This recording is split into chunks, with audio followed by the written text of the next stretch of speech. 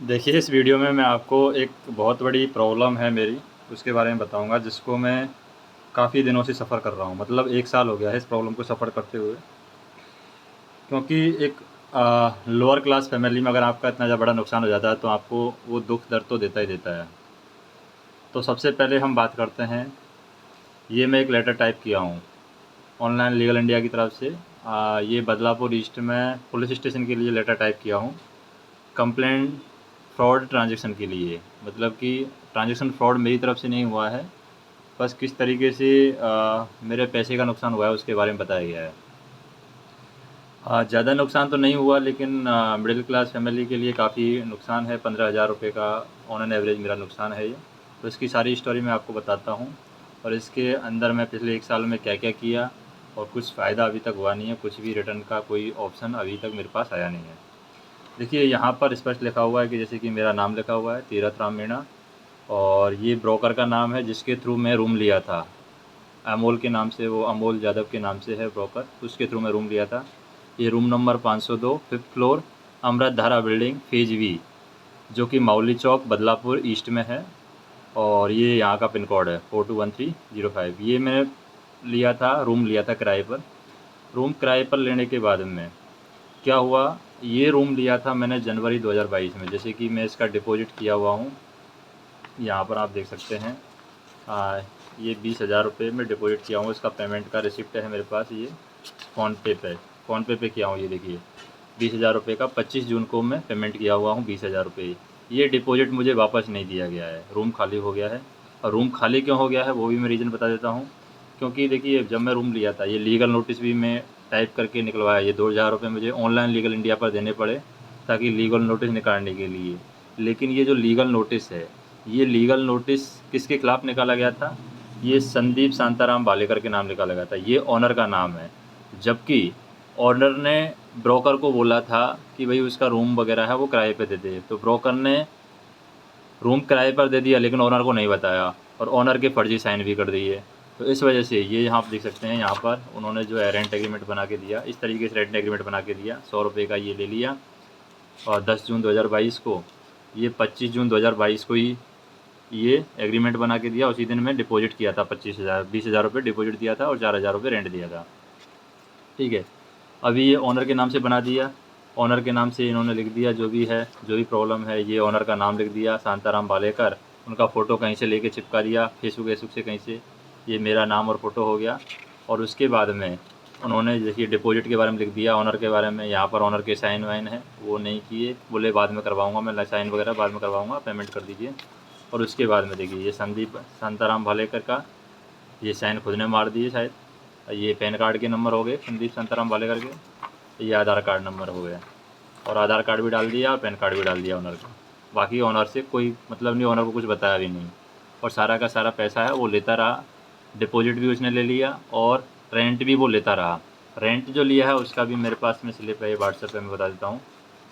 देखिए, रेंट भी वो ऐसे ले लेता था। 4,000 रुपये थे रेंट का, तो 500 रुपये का भी ले लिए कि बोले ख़त्म हो गया है, बाद में रेंट में से काट लेना। 500 ऐसे डलवा के 1,500 करवा के 4,000 लेता था।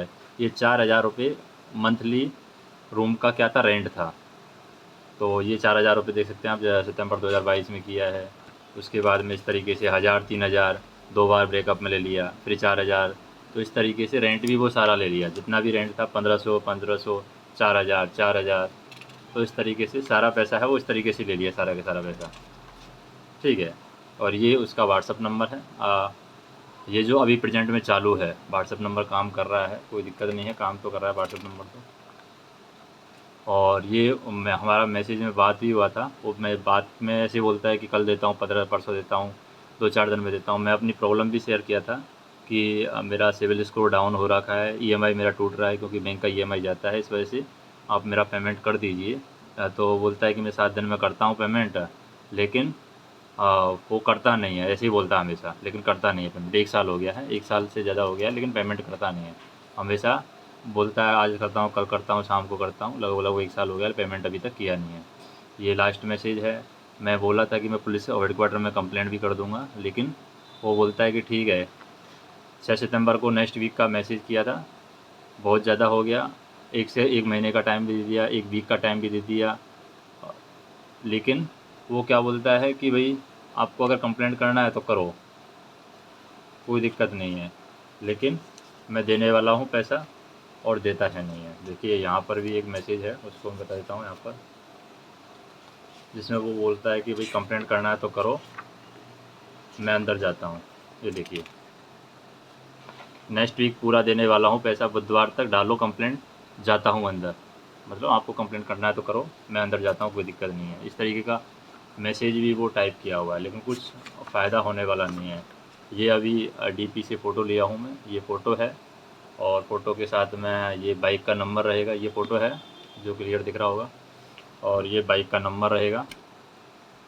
तो बाइक के नंबर से कुछ डिटेल शायद मिल सकती है कि कहाँ पे रहता है, क्या रहता है, कुछ बाकी मेरे पास कोई इन्फॉर्मेशन नहीं है फ़ोन नंबर के अलावा।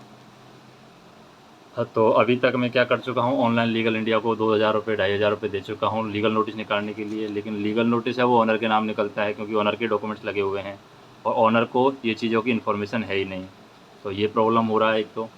दूसरा, पुलिस डायरेक्ट कंप्लेंट नहीं ले रही है, एफआईआर नहीं ले रही, क्योंकि पुलिस में मैं गया था तो पुलिस ने बोला ये तुम्हारा पर्सनल मामला है, हम इसमें कंप्लेंट नहीं ले सकते।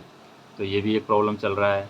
और कोर्ट केस के थ्रू जाएँ तो काफ़ी पैसा खर्च होने वाला है। जैसे कि लीगल नोटिस अगर वो निकालते हैं तो लीगल नोटिस वो निकालते हैं सिर्फ़ और सिर्फ ऑनर के नाम से, क्योंकि ऑनर के नाम से रेंट एग्रीमेंट बना हुआ है, और ऑनर ऑनर को वो बताया ही नहीं है। तो ऑनर बोल रहा है कि भाई मेरे को क्यों फंसा रहे हो, मैं तो पहले से गरीब आदमी हूँ, आप मेरे को क्यों लीगल नोटिस दे रहे हो। तो लीगल नोटिस में इस तरीके से उन्होंने क्लेम किया है।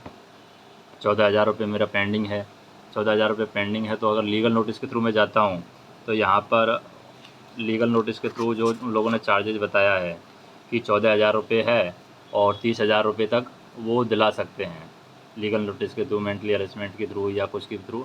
और कोर्ट केस में करता हूँ तो 14,000 का वो ब्याज व्याज सब मिला मिलोगे 30,000 तक वो दिला सकते हैं, लेकिन उसका कुछ फ़ायदा मुझे होने वाला नहीं है, क्योंकि 30,000 तक मेरा इन्वेस्टमेंट उस पर लग जाएगा। तो ये सारी प्रॉब्लम चल रही हैं। अभी मैं सोच रहा हूँ कि ये सारी फाइल है कंप्लीट जो बनी है, इसमें रेंट एग्रीमेंट भी है, डॉक्यूमेंट्स भी है, इसमें ये पुलिस को मैं ऑनलाइन कंप्लेंट भी किया था, लेकिन ऑनलाइन कंप्लेंट ऐसे चलता नहीं है यहाँ पर पुलिस स्टेशन पर। तो ऑनलाइन कंप्लेंट नहीं चलता, ऑफलाइन ही एफआईआर करवाना होता है, और ऑफलाइन एफआईआर ले नहीं रहे हैं, तो ये प्रॉब्लम चल रहा है। तो अभी मैं कर रहा हूँ कि ये सारी फाइल जो 15-20 पेज की फ़ाइल है, इसमें सारे डॉक्यूमेंट्स हैं। अगर किसी को कुछ आइडिया है तो मुझे गाइड कर सकता है। बाकी मेरा प्लान ये है कि मैं इसका एक स्पीड पोस्ट के थ्रू कंप्लेंट कर देता हूँ। पहले पुलिस स्टेशन के नाम कंप्लेंट कर देता हूँ, स्पीड पोस्ट का मैं स्लिप अपने पास में रख लूँगा, और उसके बाद में दोनों का एक बार एसपी के पास में वो कंप्लेंट को भेज दूँगा, और एसपी के बाद में पुलिस हेडक्वार्टर है मुंबई का, वहाँ पर मैं कंप्लेंट भेज दूँगा, और उसके बाद में फिर मैं कोर्ट केस के थ्रू जाने की कोशिश करूँगा। जो भी पैसा निकलता है देखता हूँ कि मतलब क्या रेस्पॉन्स इससे निकल के आता है, क्या कितना पैसा और इसमें लगने वाला है, और मतलब जो भी डिसीजन है, क्या मिलने वाला है, क्या नहीं मिलने वाला है, वो हम देखेंगे, इंतज़ार करते हैं। अभी 1 साल तो निकल गया है, और देखते हैं इसका क्या सॉल्यूशन होता है। अगर किसी को कोई सॉल्यूशन मालूम है तो बताएं, जो भी हो सकता है। धन्यवाद।